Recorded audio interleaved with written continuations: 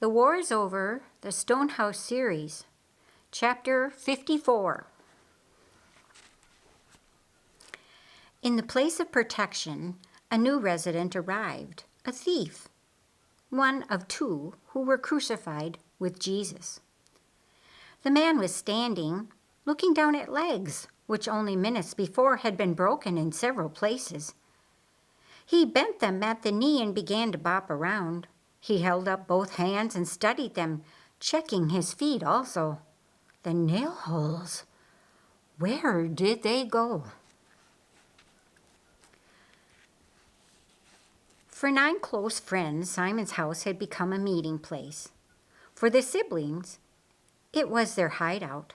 To Hannah, Joseph, and Esther, it was their home. Simon informed both Benjamin and Emil that they were always welcome, and they could come and go as they desired among their chores. Presently, only 2 were out and about, and the kitchen was totally quiet. Lazarus and Mary were relaxing on Simon's veranda, soaking up some sunshine.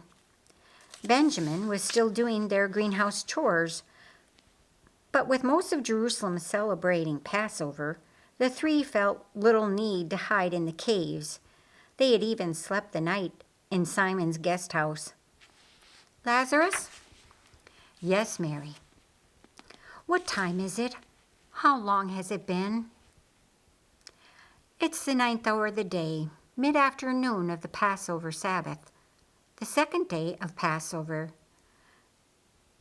They started in on Jesus yesterday morning about sunrise, and they had him in the tomb by the time Passover feast day Sabbath began at sundown. Tomorrow is the weekly Sabbath, and according to the law, we can't even walk to Jerusalem to check on anything until the day after tomorrow. Not that I would want to. Why? In the place of protection, 2 visitors arrived. Although they looked like men, they were not descendants of Adam. They were larger, thicker, carrying ability far beyond that of mortal man.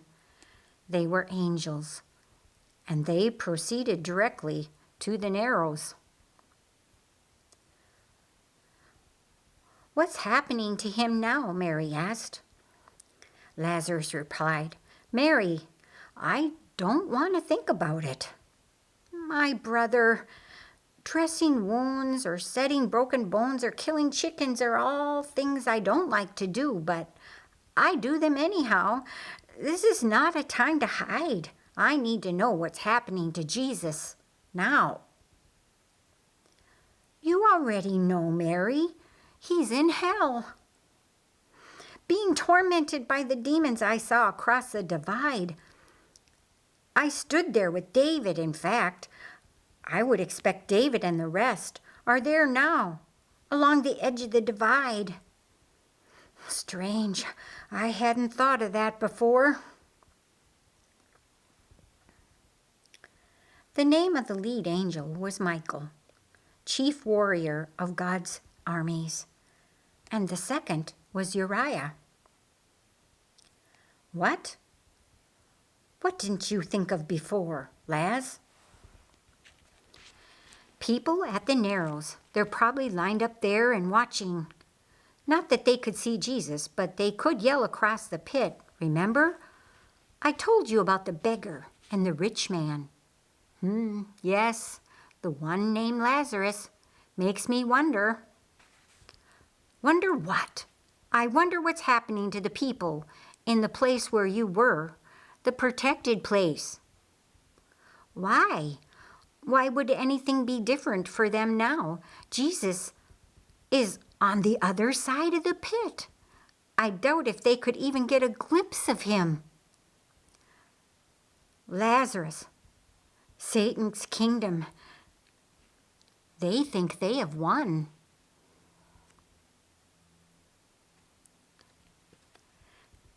The second thief, crucified with Jesus, finally arrived at the door of his new home. At the moment, his legs weren't broken, and there was no holes in his hands, but he was experiencing the strangest sensation of falling. wind whistling past his ears and end over end, free-falling, tumbling towards a matrix of small, black islands surrounded by glowing red rivers. The ground came screaming up to meet him, and his body slammed into jagged black lava rock. His left foot bounced back up on impact and then landed in one of the red rivers.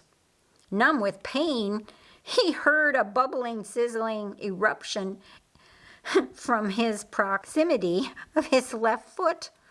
Yanking back his leg, the thief screamed with horror. The skin of his left foot slid off, and he gawked at his own white foot and toe bones. In the place of protection, David, Jonathan, and Mordecai stood in silence, their hands wrapped around vertical iron bars of their protecting fence, and their eyes burning into red-rimmed blackness on hell's side of the pit. Smack, bang, rattle. Bang, bang, bang, thump, smack, bang. Michael addressed the residents. When did they start that? Jonathan answered. About 24 hours ago. Pounding on their chains with rocks and stuff, trying to get loose. First it was just one or two of them, and now they've all set to it with a vengeance. What happens if they break loose? Mordecai asked. Can they get across the pit? Bang, bang, ah! Uriah exhibited some skepticism. I don't know. We've never been at this place in time before. David asked, why don't we see if any topside demons are here? The only ones we see are locked in chains. They cannot come in here, Uriah responded, or more accurately, they won't. Those in chains gave us reason to rid the earth of them forever. Demons can't actually make a human do anything. They're not allowed. People must always have a choice, Michael explained. As for every other demon out there, this place is surrounded with a living gridwork containing membrane valves, what you would call gates, or one-way doors. Once they're in here, there is no way out. This two-part place was created as an interim place of protection for you and an incarceration for them. Mordecai wondered. A one-way demon filter. Could they break a hole through it? A hole from the other side coming in? So they could come and go as they please? Could they do that? Many years ago, Lucifer's transgressions were multiplied when he entered covenant with a serpent, Michael explained, and then with man. Their appearance and abilities transitioned. The instant they entered in this place, and they became what they are, and they are on their own. They lose their ability to levitate, and they fall like a rock, and chains materialize upon them as they fall. The chains pull them to a vacant place where they are anchored, held captive. Jonathan agreed. Yes, I have watched this many times. Sometimes the chains pull them through the air for some distance before they lock onto the lava rock. What if the demons topside think that they've beat us? David asked. What if they believe Jesus is dead forever? Then they don't know my Jesus, answered Michael. Michael turned and spoke again. Uriah, sir, as this plays out, it's imperative we follow our instructions to the letter, obeying the thought and intent of our master, even if his instructions to us seem odd at the moment. Sir, yes, sir. I am returning to my post now. Outside Michael's field of vision, a short distance away, two fallen angels hover, observing and poking at the waters. In the backwater counterpart of Abraham's Avenue, near the place where residents and demons were dropped through the filter and into hell, an arrow shot away. They were watching, inspecting, and wondering. he is dead. Or is he just pretending? He is locked inside this place. I can read his spirit heartbeat. His broadcast signal, it emanates from Hades, and the eternal light inside him has gone away. So he died a dead man, full of sin. And I have won. Okay, call in some volunteers. Maybe 20 at a time or only 10. No need to spook the troops without some plan or purpose. Keep them separate. Tell them they get to run a special mission for their master. Only minutes later, a group of 10 appeared. A demon with jet black hair and white stripe down the center asked, "Sir?" Presenting an image of ultimate care for his soldiers, Lucifer answered, "Jesus is defeated, and we are here to rescue your brothers, our brothers chained inside." The contingent leader spoke again. "O wise and all-powerful Lucifer, how can we obey your commands if we get but only close? We will be sucked inside. Walk along the water's edge on fallen trees above still water. Cautious, yes, of course. We must not lose even one brother of us all. Sir, Master Lucifer,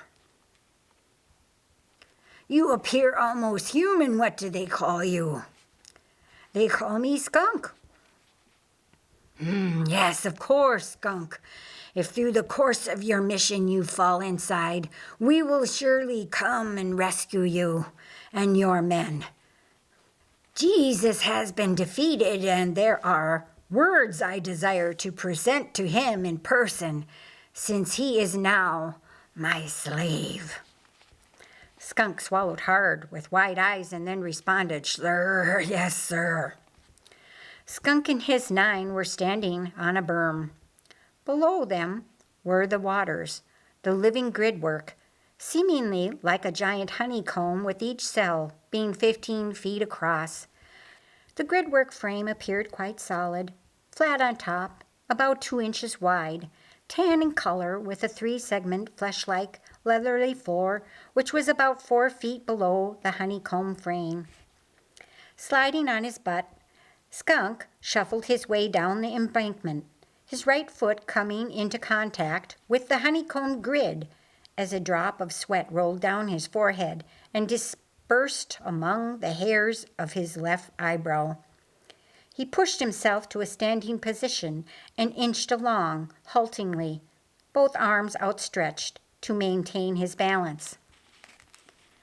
The 6-sided cells presented a consistent 8-foot-long straight section and then a 60-degree corner, straight section, corner, straight section, and so on. Skunk wound his way along until he was 2 cells away, about 30 feet, and then followed 2 consecutive left turns where he was then facing his master.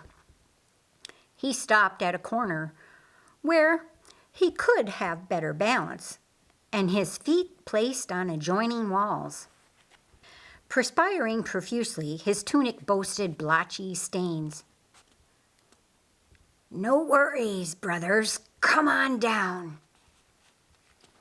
Dutifully complying, the 9 gained access to the grid at 4 distinct locations and spread their way across the narrow frame. Hesitantly, Skunk asked Lucifer, "We're still here. What's next?" Martha, Hannah, and Esther stepped out on Simon's porch, hearing only the last portion of Lazarus and Mary's conversation. "Who thinks they've won?" Martha asked. "Satan and his demons," Mary answered. "We understand some of what Jesus is doing because we know he will rise from the dead. But Satan doesn't have a clue of what's coming next." Hannah explained, David and the others are so close to going home. I can only imagine what it will be like for them. It's almost worth dying for just to be a part of what's happening. Almighty God will say, it is enough, and Jesus will come alive with an explosion of life right in the middle of hell. He will tear that place apart, a magnificent blast of absolute light in the midst of darkest dark. Esther enthusiastically agreed. Right on, Mama. The other Esther, who looks like me, is going to get to see Jesus rock that place. They are all there, Lazarus added. Moses and David, Samson, Adam, and Eve. They are all watching for Jesus, cheering him on. He is alone, but he is not alone. A spark of light caused Michael's head to turn and tip up. The focus of his comrades followed. A heavy leather demon filter door was kicked open, and a demon had fallen through. The eyes of all four were locked upon the thing before the screams of the falling creature reached their ears, squalling, bawling, and then screeching, roaring a quarter-mile away. Refracting light from a band of white came in and out of view as tumbling through the space the demon plummeted, growing larger and transitioning into a gross and vile ugliness as it fell. By the time it reached the ground, it appeared much like a dragon, but with short, stubby, bone and leather wings, lethal front legs, raking claws, muscly, massive rear legs, totally covered with shiny black scales, and one bright stripe of white horns which spanned the distance from its toothy head to its long and pointed tail. Locking chains did not materialize upon its legs as it fell, neither did it hit the ground and bounce, but Skunk rather slowed before impact to a gentle and peaceful landing.